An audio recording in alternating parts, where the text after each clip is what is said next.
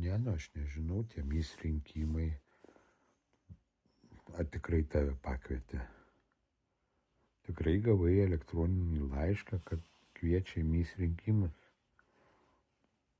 Nu, supranti, neturėtų tai būti.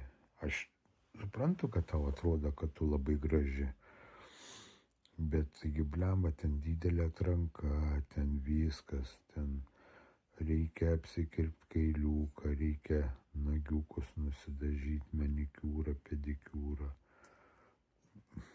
Taip, dantis reikia, kad balti būtų. Nežinau, tu dar pagalvok. Nu tik neverk. Ne.